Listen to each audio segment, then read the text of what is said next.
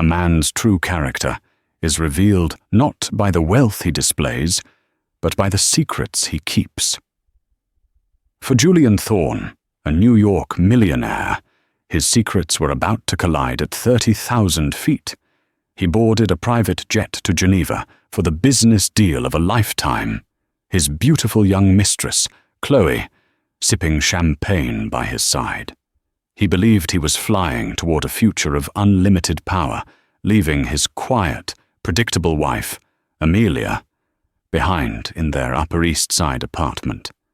What he didn't know was that his wife wasn't just at home. She was waiting for him in Geneva. And she wasn't just a wife.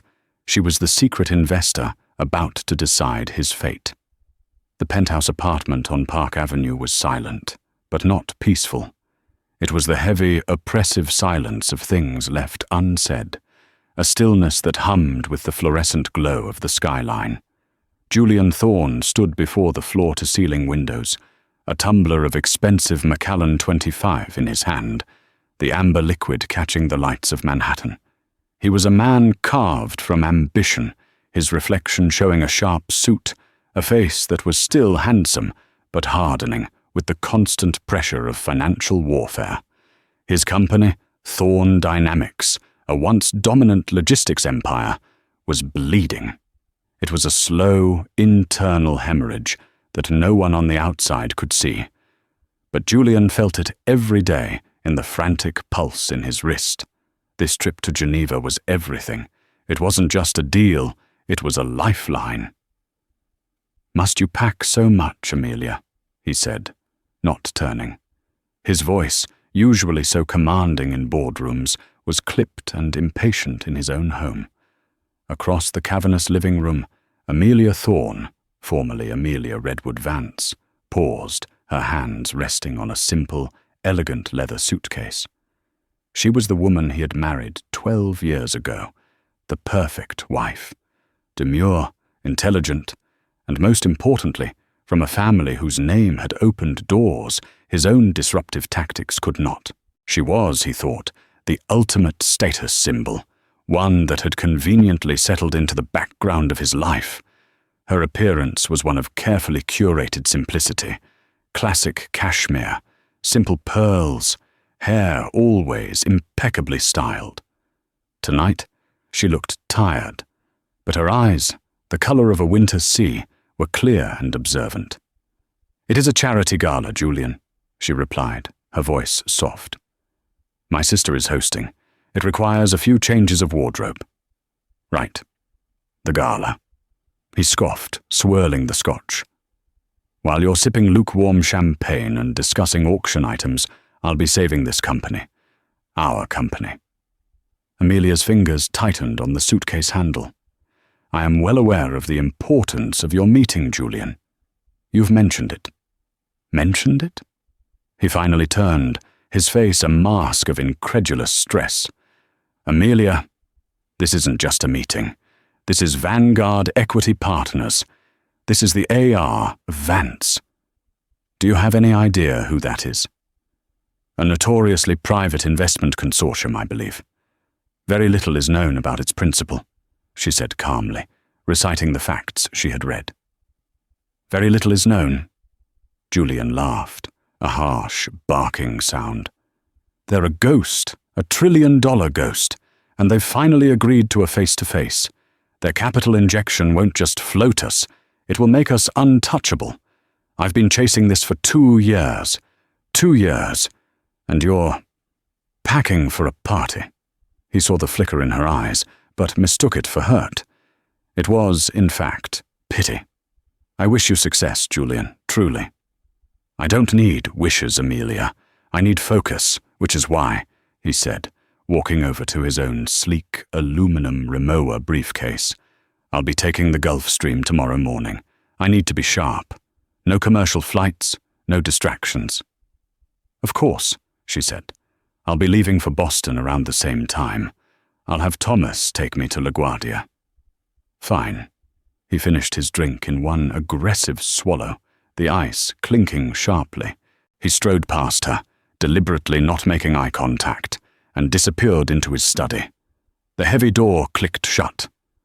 Amelia stood alone in the vast room for a long moment. The mask of the dutiful wife dissolved. Her posture straightened, the weariness replaced by a cold, sharp energy. She walked over to the window he had just vacated, looking down at the city that was her chessboard. He was so consumed by his own reflection, he never saw the player staring back. She pulled out her own phone, a simple, unadorned device. Not the one Julian knew. This one held her real life. She sent a single, encrypted text to a number saved as Mr. Harrison. The reply was instantaneous. She deleted the exchange. She looked back at the closed study door. He was in there, she knew, not just reviewing spreadsheets. He was calling her. Inside the study, Julian had his back to the door, his voice now a low, intimate murmur. I know. I just got away. Yes, she's going to Boston. Some charity thing. Perfect timing. Of course you're coming. Did you ever doubt it? Pack your best. I want you to see Geneva. A pause, and he smiled, a genuine, predatory smile Amelia hadn't seen in years. Don't worry about the wife, Chloe, he whispered. She has no idea how the real world works. Now, tell me what you're wearing. Outside, Amelia closed her suitcase. The click of the latch was loud and final, like the cocking of a gun. She had packed for a gala, yes, but the gala was in Geneva, and she was the guest of honor. The early morning light was a cold, metallic grey, washing over the sterile luxury of the private tarmac at Teterboro Airport. Julian Thorne, immaculate in a dark Loro Piana travel suit, stepped out of his black Escalade and onto the steps of the Gulfstream G150. He had given Amelia a perfunctory, cold kiss on the cheek hours earlier in their lobby, a pantomime of a goodbye for the doorman. He had felt the familiar, brief sting of guilt, followed by the immediate, intoxicating rush of freedom. He was escaping. "Good morning, Mr. Thorne." The pilot, a man named Peters, greeted him. "We are wheels up in 15. Flight path is clear to Geneva." "Excellent, Peters. We have one more passenger," Julian said, checking his Cartier watch. As if summoned, a red Ferrari screeched to a halt on the tarmac, a flagrant breach of protocol that Julian found, in this instance, amusing. The door opened, and Chloe Vance emerged. She was 24, a former intern in his marketing department, and possessed a beauty so vibrant it was almost violent. She wore white leather pants, a sheer blouse, and sunglasses that covered half her face, her blonde hair streaming behind her. She was the antithesis of Amelia, loud, demanding, and utterly, nakedly ambitious. "Julian, darling," she squealed, running to him and kissing him hard. "I thought you'd leave without me. This traffic was a nightmare." "I wouldn't dream of it," he murmured, his hand sliding down her back. He felt the familiar jolt of possession, the thrill of the taboo. Taking her on this trip was reckless, but it felt like a power move. It was a celebration of the success he was about to secure. "Is this it?" she said, looking up at the sleek jet. "It's nice. Is it new?" "It'll get us there," Julian said, guiding her up the steps. Inside, the cabin was a sea of cream leather and polished walnut. A flight attendant was already pouring champagne. Veuve Clicquot. "Thank God," Chloe breathed, sinking into a seat. "I cannot wait to get out of New York, and away from, well, you know." She made a vague gesture, dismissing his entire domestic life.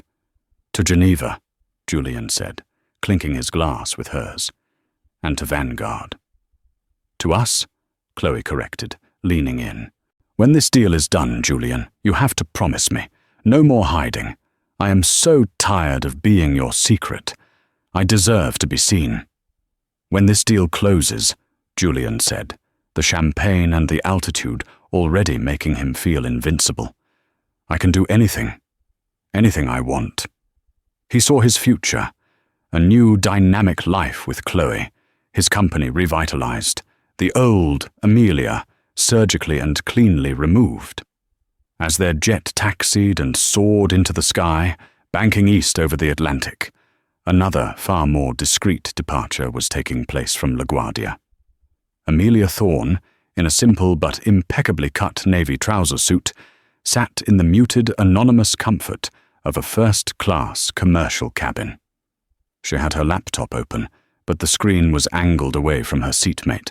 She wasn't reviewing charity auction items. She was analyzing the final debt-to-equity ratios of Thorne Dynamics. Her phone, the other phone, vibrated. It was Mr. Harrison, her COO at Vanguard Equity Partners. Subject is airborne. Manifest confirmed 2 passengers, J. Thorne, C. Vance. Amelia's face remained impassive. Chloe Vance. He had actually brought her. He had brought the intern he'd been sleeping with for 8 months, the one he thought she knew nothing about, to the most important meeting of his life. The audacity was breathtaking. It was so Julian. She had known about Chloe for 6 of those 8 months. The private investigator's report had been clinical, thorough, and heartbreaking. But the heartbreak had cooled quickly, solidifying into something harder and more useful: resolve. Her marriage was a casualty. Her family's legacy was not. Julian believed she was Amelia Thorne, the quiet wife, whose family money was a passive, abstract thing she barely understood. He had no idea that her father, Arthur Redwood Vance, had not just left her a fortune. He had left her an education. He had trained her since she was 16 to take over the real family business. Not the public-facing Redwood Foundation charity work, but the silent, powerful entity of Vanguard Equity Partners. ARV was not some unknown man. It was Amelia Redwood Vance. Julian had been frantically trying to get a meeting with A.R. Vance for 2 years, leveraging his connection to the Redwood family, never once imagining the Vance in the firm's name was his own wife's. He thought her maiden name was just Redwood. She had carefully, surgically, kept that part of her identity separate. "Another coffee, ma'am?" the flight attendant asked. "Please," Amelia said, offering a polite, distant smile. "And a bottle of water. I have a long day of meetings when we land." As Julian and Chloe dozed in their pressurized cabin, high on champagne and arrogance, Amelia worked. She cross-referenced the assets Julian had leveraged for his last-ditch loans.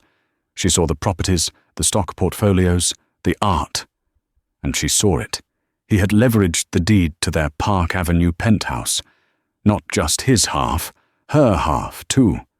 He had forged her signature. She closed the laptop.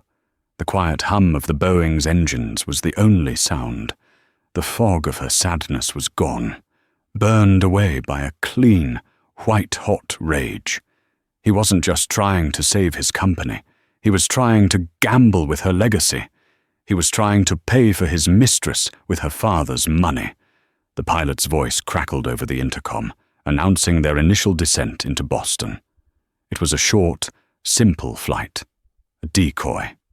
She would land, walk through the terminal, exit to a waiting car, and be driven not to a charity gala, but to Logan Airport's private aviation wing.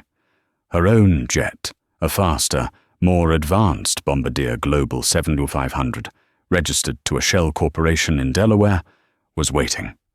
She would be in Geneva 6 hours before him. She would be rested, prepared, and waiting. The board, her board, was already assembled. The trap was set. All the mouse had to do was arrive for the cheese. Geneva was a portrait of crisp, old-world precision. The air off the lake was cool, and the city operated with the quiet, expensive hum of a Swiss watch. Julian's Gulfstream touched down at Geneva Airport with a smoothness that felt symbolic. He was in his element. He was a conqueror. "Ah, Genève," Chloe said, pulling off her silk sleep mask. "It's so clean. Julian, we must go to the Rue du Rhône. I need a new watch, a Patek Philippe, to celebrate. First, the deal, my love. Then we buy the entire street," Julian said, fastening his cufflinks. He felt the familiar thrill of the hunt. He had this. The elusive A.R. Vance had finally agreed to a meeting, which meant the hard part was over. The meeting was a formality, a final handshake. Vanguard needed a foothold in U.S. logistics, and he was handing it to them. A black Mercedes Maybach was waiting for them on the tarmac. As they settled into the opulent leather, Julian's phone buzzed. It was an email from Mr. Harrison, the representative for Vanguard. "Mr. Thorne, we are pleased to welcome you to Geneva. Your accommodations are confirmed at the Four Seasons Hotel de Bergue. The meeting is scheduled for tomorrow, 10:00 a.m. at our headquarters. A car will collect you at 09:30. We trust your journey was pleasant. Cordially, M. Mayor Harrison, Office of the Principal." "Four Seasons. Presidential suite, I hope?" Chloe asked, already texting pictures to her friends. "They're handling it," Julian said, impressed. "They're old school, professional. This is how real money moves, Chloe. Quietly." He didn't notice the discrepancy. He hadn't told Harrison where he was staying, nor had he asked them to book a room. He assumed it was a professional courtesy extended to a future partner, a sign of their eagerness. The suite was, in a word, palatial. It had soaring ceilings, priceless antiques, and a private terrace that offered a breathtaking, panoramic view of Lake Geneva and the Jet d'Eau.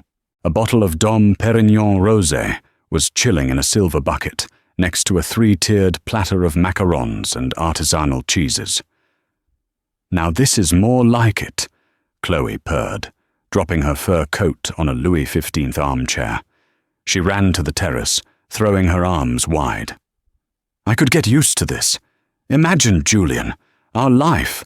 Parties here, weekends in Monaco, summers in the Hamptons. Focus, Chloe. I have to prep." Julian loosened his tie, but his eyes were on the champagne. He was already celebrating. "Oh, stop being so boring. You've basically already won," she said, popping the cork. The foam spilled over her hand. She licked it off seductively. "You're a king, Julian, and I'm going to be your queen. That poor, boring little wife of yours. What's her name?" "Amelia." "She probably thinks you're in some stuffy business hotel eating a club sandwich." Julian laughed, taking the glass from her. "She's probably picking out floral arrangements for her sister's sad little party. She has no concept of this world. Her family had money, sure, but they were academic, quiet.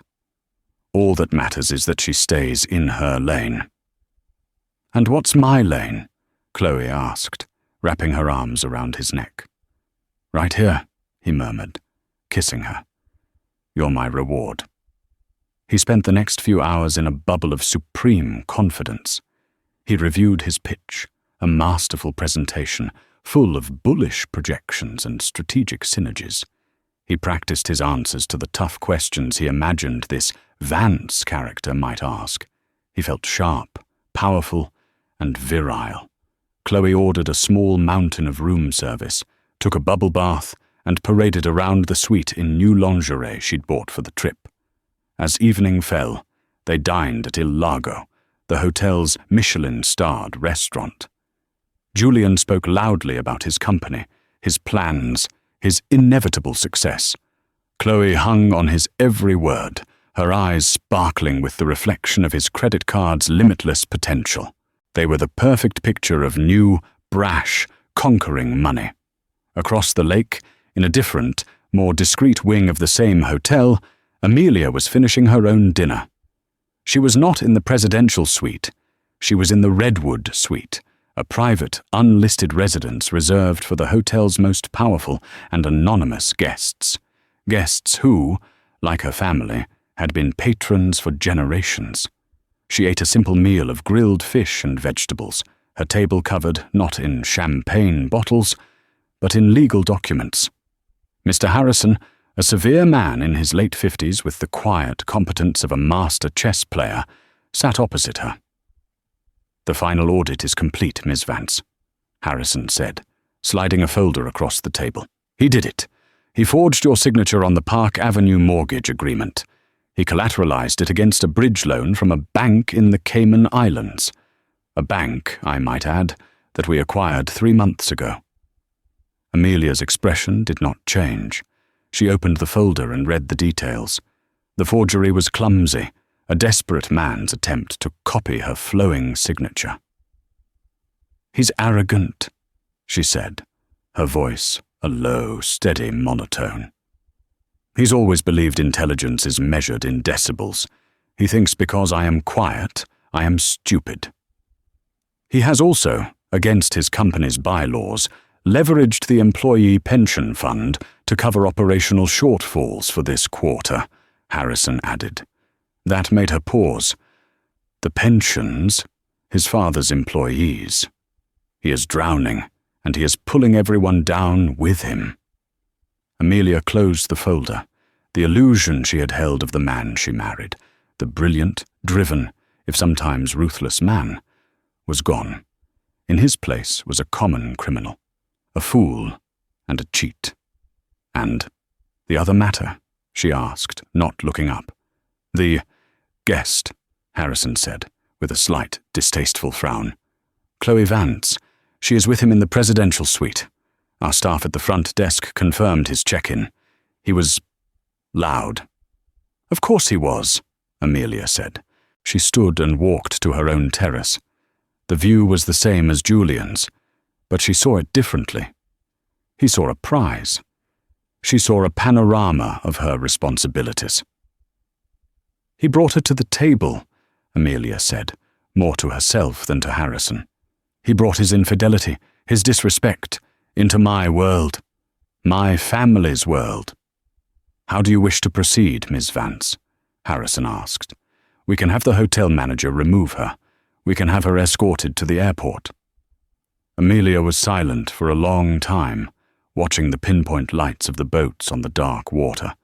Julian and Chloe were probably back in their suite by now, wrapped up in their shared fantasy, laughing at the boring wife. "No," Amelia said, her voice cutting through the night air. "No, Mr. Harrison. Let her stay. Let her come with him tomorrow." Harrison looked surprised. "To the meeting?" "Miss Vance, that is highly irregular. It's a closed board meeting." "It is my board meeting," Amelia corrected him, turning around. Her eyes were like steel. "He wants to show her his new life? Fine. I want her to have a front row seat for the finale. Make security arrangements. I want her in that room. I want her to see exactly what happens when a man like Julian Thorne mistakes his wife's patience for her permission." The morning of the meeting dawned bright and unforgivingly clear. The sunlight hit the surface of Lake Geneva and shattered into 1,000,000 sharp, glittering diamonds. In the presidential suite, Julian Thorne was invincible. He had slept the deep, dreamless sleep of a man with no conscience and absolute certainty. He was already dressed in his finest bespoke suit, a navy zenja so dark it was almost black, with a bold, crimson power tie. He looked, he thought, like a man who couldn't possibly lose. He practiced his opening lines in the mirror, his voice resonating with false sincerity and boardroom charm. "Mr. Vance, gentlemen, what Thorne Dynamics represents isn't just logistics. It's the future, a streamlined, aggressive, forward-thinking paradigm." From the bedroom, Chloe emerged, yawning. She was wrapped in one of the hotel's plush bathrobes, her hair a mess. "Julian, are you still talking to yourself? You're going to be late, and my stomach is rumbling." "This is the most important presentation of my life, Chloe.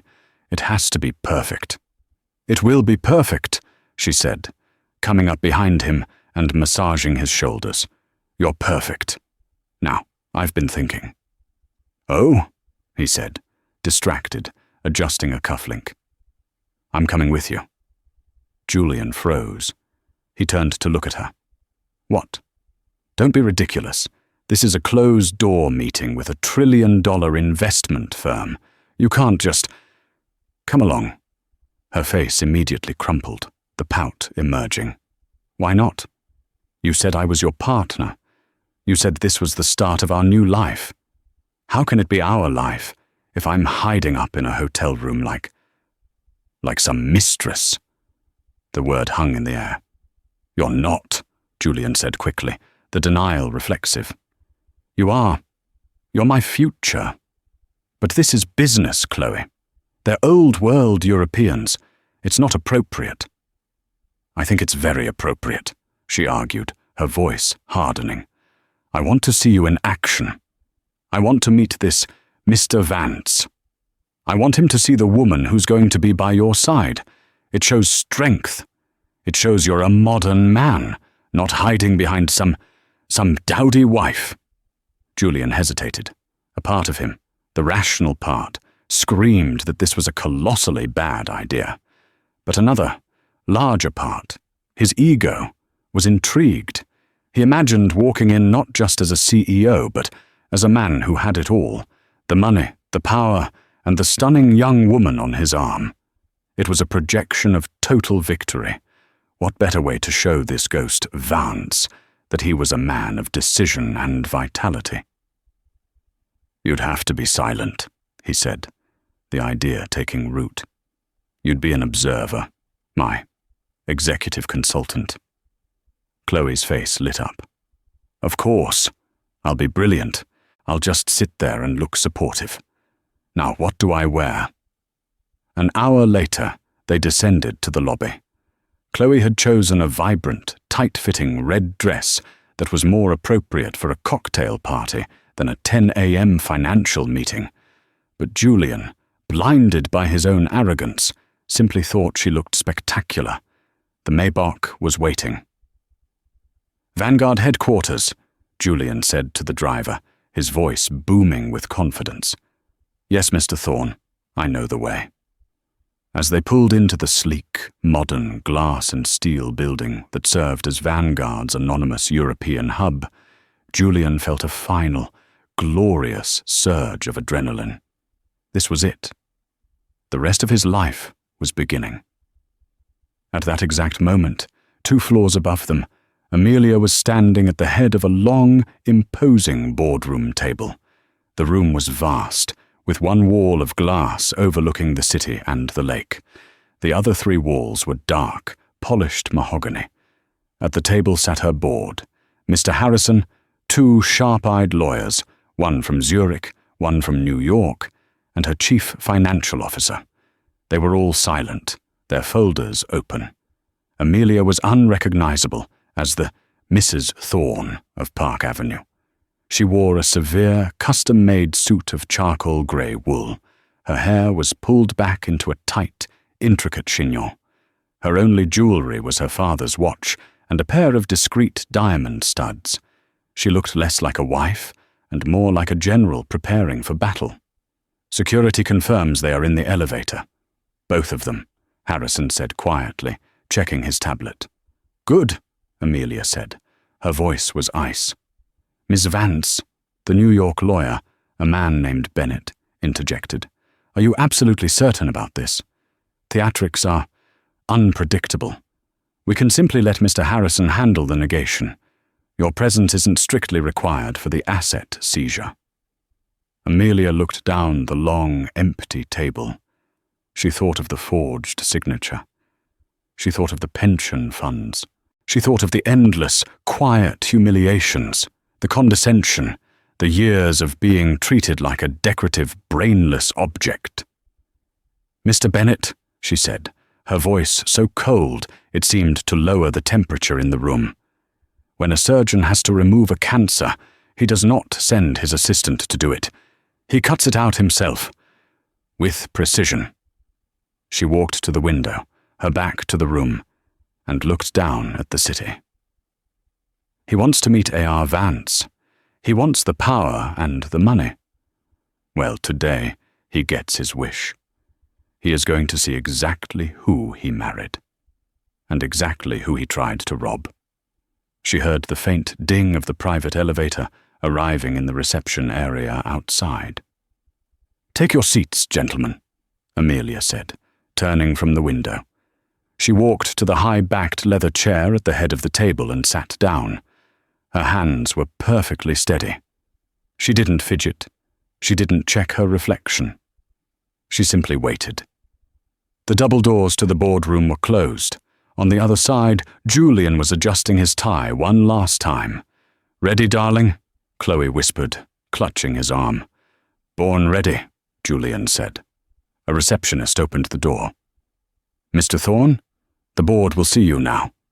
Julian put a hand on Chloe's back, smiled his most charming smile, and propelled them both into the room. The first thing that hit Julian was the silence. It was not the expectant hush of a welcoming committee. It was the cold, sterile silence of an operating theatre. The room was long, dark, and dominated by the massive mahogany table. At the far end, silhouetted against the blindingly bright window, sat a figure. Several other figures, all men in dark suits, flanked the table. "Mr. Vance, I presume?" Julian began, striding forward with his hand outstretched, his voice echoing slightly in the cavernous room. "Julian Thorne, it is an absolute honor to finally—" He stopped. He was halfway down the table, his hand still in the air, his smile frozen. Chloe, a step behind him, bumped into his back, her high heels clacking on the marble floor. "Oof, Julian, what?" The figure at the head of the table leaned forward slightly, moving out of the direct glare of the window. It was Amelia. Julian's brain simply refused to process the image. It was a system error, a blue screen of the mind. This was impossible. This was a hallucination. Amelia was in Boston. She was at a charity gala. She was Amelia. She was not here, in this suit, at the head of this table, staring at him with eyes he had never seen before, eyes as flat and cold as glacial ice. "Amelia?" The name came out as a strangled whisper. What are you doing here? How did you— Is this a joke?" Chloe, peering around his shoulder, let out a confused, nervous laugh. "Amelia? Oh my God, Julian, is this your wife? What is she like, the secretary? Honey, can you get us some coffee? 2, please. Black for him. Extra sweet latte for me." No one moved. No one spoke. The men at the table, Harrison, Bennett, the others, looked at Chloe as if she were a piece of lint, then immediately dismissed her. Their focus was entirely on the 2 people at the ends of the table. Amelia looked past Julian, her gaze landing on Chloe for one dismissive second. She did not acknowledge the coffee order. She did not acknowledge Chloe's presence. Instead, she looked directly at her husband. "Mr. Thorne," she said, and the voice that came out was not the voice of his wife. It was a crisp, clear, boardroom contralto, amplified slightly by the room's acoustics. It was a voice of absolute, unquestioned authority. "Please take a seat. You too, Miss Vance. I believe you requested to be here." The use of her name hit Chloe like a slap. "How do you know my name?" Julian, his face draining of all color, finally found his legs. He stumbled into the chair opposite Harrison. "Amelia, explain this. Now." "Explanation?" Amelia raised a perfectly sculpted eyebrow. "I believe you are the one here to present a proposal, Mr. Thorne. You requested a meeting with Vanguard Equity Partners. You are now at that meeting." "But you're—" Julian's mind was still catching up. He looked at the plaque on the table in front of her. It was small, discreet, and made of brushed steel. It read, A.R. Vance, Principal. His blood ran cold. A.R. Vance, Amelia, Redwood, Vance. He said the name, his own wife's full maiden name, as if for the first time, the name he had never bothered to connect to the investment firm he was chasing. "Oh, Julian," Chloe said, her voice now high and brittle. "Is this some kind of setup? Did your wife follow you?" "Silence," Mr. Harrison said, his voice quiet but absolute. "This is a board meeting." "Julian, this is absurd," Amelia continued, ignoring the interruption. "You came all this way. You brought your consultant. Please begin your presentation. We are all very eager to hear about the streamlined, aggressive, forward-thinking paradigm you're proposing." She had quoted his words from the mirror. He realized with dawning, sickening horror that the suite was bugged. The hotel, the car, they had been listening. Julian's face, which had been pale, now flushed a dark, mottled red. The shock was turning to rage. This was a humiliation, a setup. "You did this," he hissed. "You set me up. This entire thing, the meeting, the Vance mystery. It was you. All you." "I did nothing, Julian," Amelia said calmly. "You are the CEO of Thorn Dynamics. You are the one who ran it into the ground. You are the one who chased my firm for a bailout. And you are the one who chose to bring your intern to the meeting. I simply arranged the seating." You bitch!" Julian spat, rising from his chair. "Sit down, Mr. Thorn," Mr. Bennett, the lawyer, snapped, "or security will assist you." Two large, uniformed security guards, previously unnoticed, materialized from a recess near the door. Julian, shaking, slowly sat. He looked at the men at the table. They were not looking at him with pity or even anger. They were looking at him with contempt. "Now," Amelia said, opening the sleek folder in front of her. "Let's dispense with your presentation. We've already read it. And frankly, the fiction section at the airport bookshop is more believable." She pressed a button on the console in front of her. The large wall behind her, which had looked like dark wood, lit up. It was a massive digital display. On it was a single document, the balance sheet for Thorn Dynamics, the real one. "This," Amelia said, "is your company, not the fantasy you've been shopping around. Let's start with the $80 million operational shortfall you've been hiding by leveraging your employee pension fund. An act, I might add, which is highly illegal." Julian's breath hitched. He had buried that. No one could have known.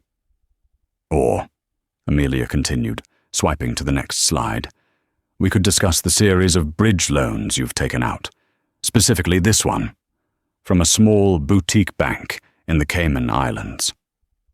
The next slide showed a document, a mortgage agreement. "That," Amelia said, "is the deed to our Park Avenue apartment, an asset which I own 50% of outright as per our prenuptial agreement, an asset you leveraged without my knowledge." She zoomed in. The signature Amelia R. Thorn was visible. It was a shaky, unconvincing scrawl.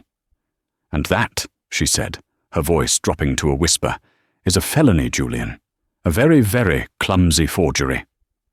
The room was utterly silent. Julian was no longer breathing. He was just existing. A statue of a man, his arrogance and confidence shattered into dust. It was Chloe who finally broke the silence. A prenup," she whispered, her eyes wide with terror, staring at Julian. "You told me there was no prenup. You told me her family money was all tied up in trusts. You said half of everything was yours." Julian couldn't speak. Amelia looked at the horrified young woman. For the first time, a flicker of something, not pity, but perhaps weary understanding, crossed her face. "He lied, Miss Vance," Amelia said simply. "He lies about everything. That is his nature." Now let's move on to the terms of my decision."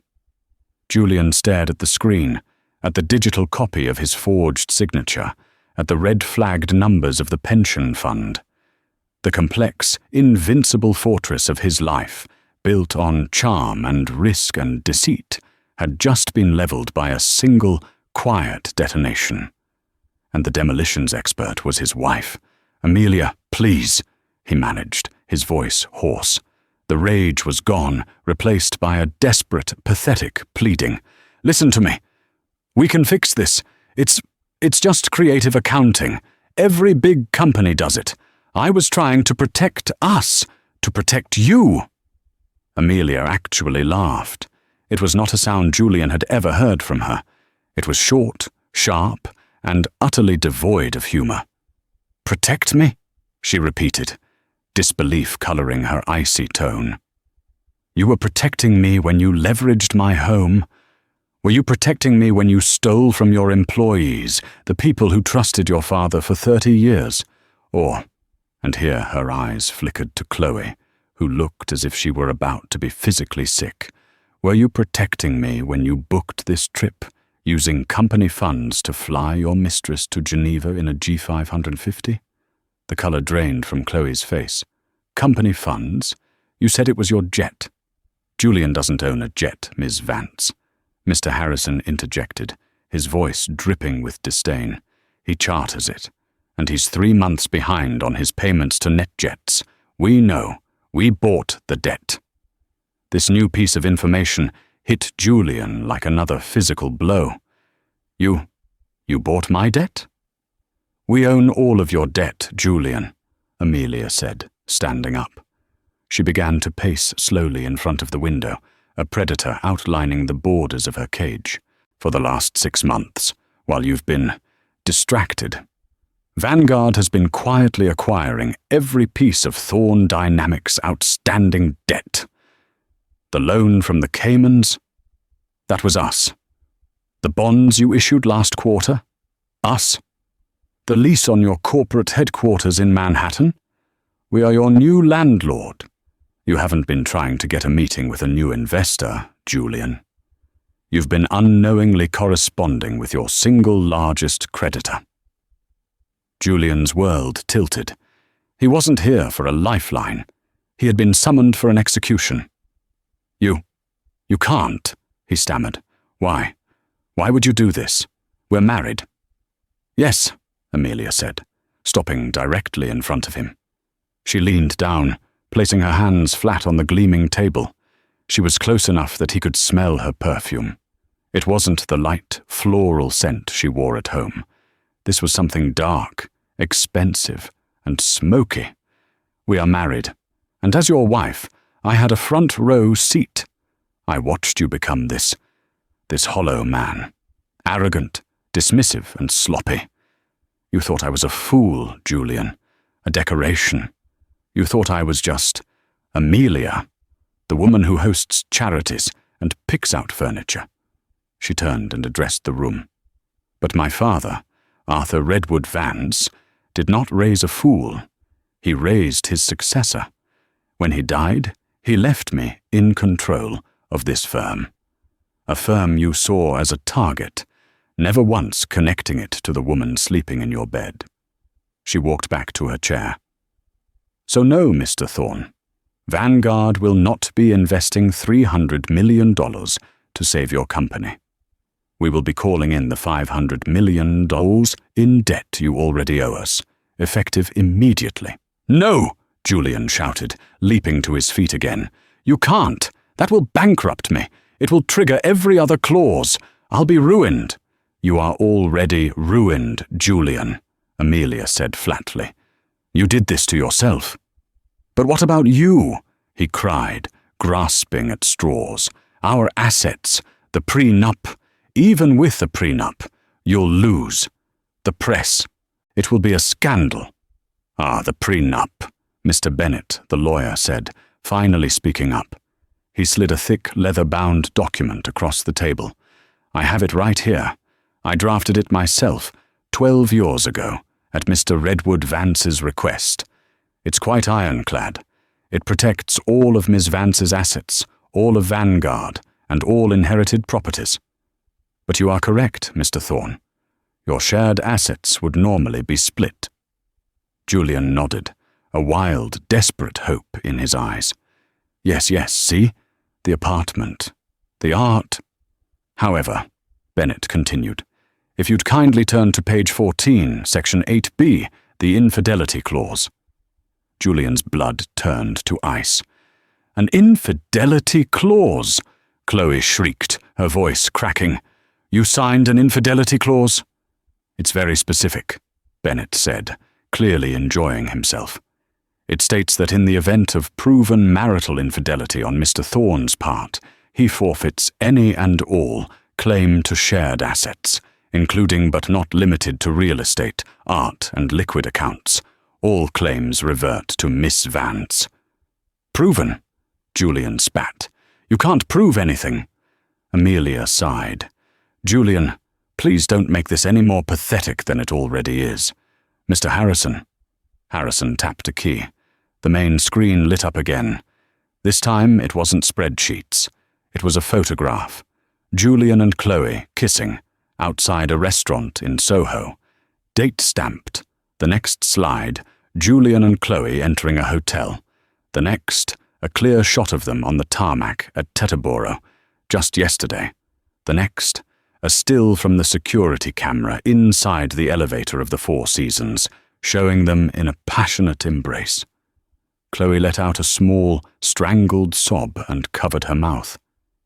And that, Amelia said, as the screen went black, is before we even get to the forgery, the pension fraud, and the embezzlement of company funds to pay for this. She gestured vaguely at Chloe. You are not just facing a divorce, Julian. You are facing the SEC, the Department of Labor, and the District Attorney of New York.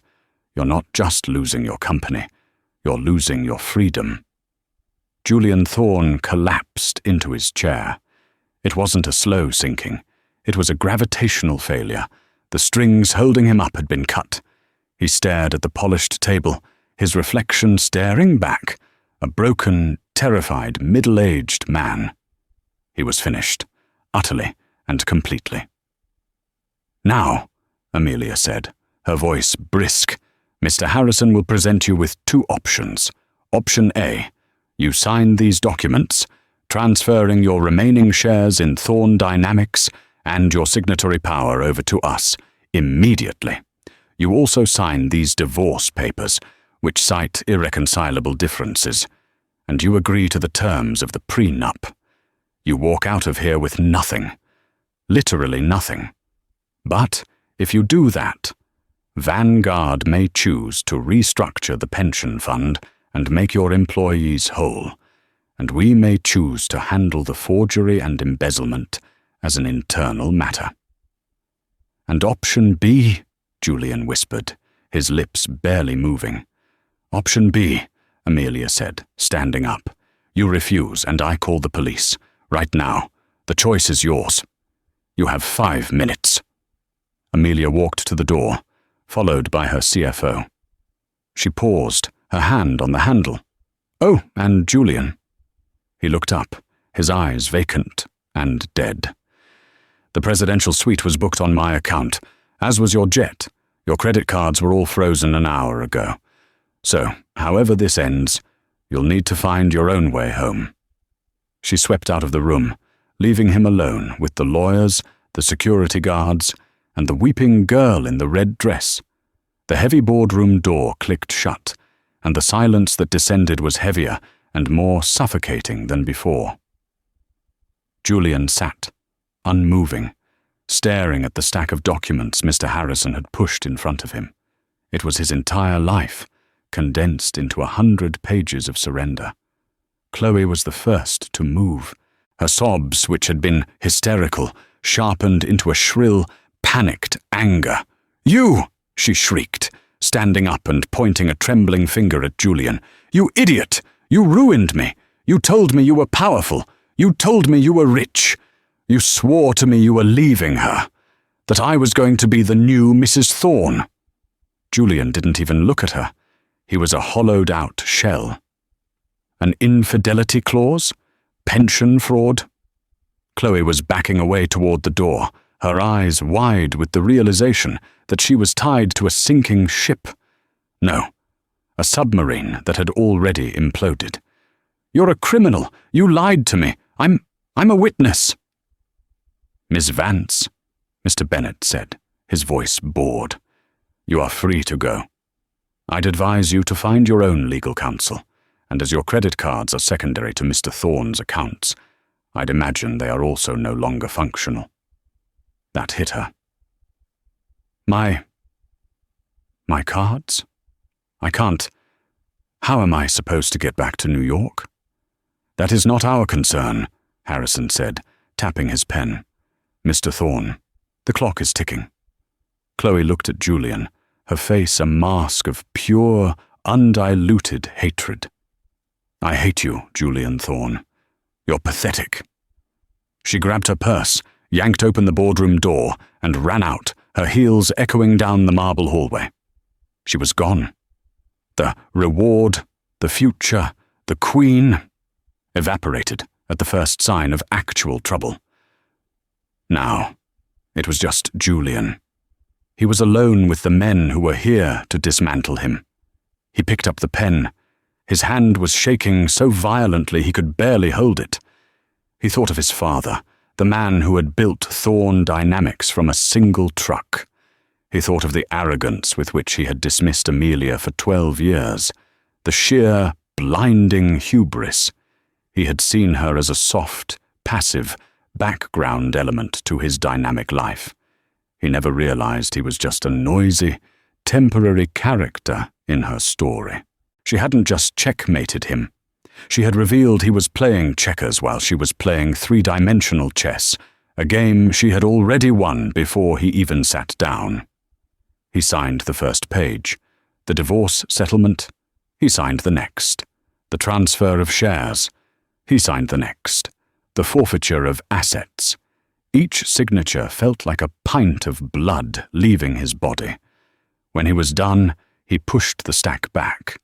He was nothing. A man with a designer suit he no longer owned, and a watch he would have to sell. "Thank you for your cooperation, Mr. Thorne," Harrison said, professionally gathering the documents. "A car is waiting downstairs to take you to the airport. It will take you to the commercial terminal. We've booked you a one-way ticket, economy class, on Swiss Air, connecting through JFK. It leaves in 3 hours. Do not miss it." Julian stood up. His legs felt like lead. The security guards moved toward him. "I can walk," he muttered. He walked out of the boardroom. He didn't look back. The receptionist in the lobby didn't look up from her screen. He rode the elevator down, the mirrored walls showing him a stranger, a pale, defeated, terrified man. The illusion was gone, and the reality was unbearable. He stepped out of the sleek glass building into the bright Geneva sunlight. It felt like an assault. The waiting car was not a Maybach. It was a simple, dark sedan. He got in the back. As the car pulled away, he looked back at the Vanguard building, a monument to the power he had tried to swindle and lost. Upstairs in the Redwood suite, Amelia stood on her private terrace, a cup of tea in her hands. She watched the small sedan pull into traffic and disappear. She did not feel triumph. She did not feel joy. She felt a profound, hollowing relief. The cancer had been excised. It was over. Mr. Harrison entered the suite. "It is done, Miss Vance. He signed everything. The assets are secure. The SEC notification will be filed by our legal team within the hour, framing it as an internal restructuring and ousting of corrupt management. We will make the pension fund whole by tomorrow. The Thorne Dynamics brand is dead. We will rebrand the viable assets as Vanguard Logistics. And Mr. Thorne? He is on his way to the commercial airport. He will land in New York with nothing but the clothes on his back." "Good," Amelia said. She took a sip of her tea. "And Miss Vance?" Harrison permitted himself a small, dry smile. She was last seen at the concierge desk, attempting to sell her watch. Apparently, Patek Philippe has a strict no-buyback policy. She was irate. Amelia nodded, a small, messy loose end. Have our security team escort her to the airport as well. Buy her a one-way ticket to New York, in coach. See that she gets on the plane. Then she's no longer our concern. Very good, Miss Vance. Harrison paused. And you? Amelia looked out at the jet d'eau, a powerful, defiant plume of water shooting into the sky. She felt like that water. For 12 years she had been held down, compressed, and contained. Now she was free. The Amelia Thorne identity was gone, dissolved along with her sham of a marriage. I am going to stay in Geneva for the week, said Amelia Redwood Vance. I have a company to run. The story of Julian Thorne is a brutal reminder that the most dangerous person is the one you underestimate. He saw his wife as a quiet accessory to his life, not as the architect of his downfall. He built his empire on ego and deceit, forgetting that true power, real power, doesn't need to be loud. It doesn't need to show off in a flashy jet or a red dress. Real power is patient, it's intelligent, and it waits for the perfect moment to strike.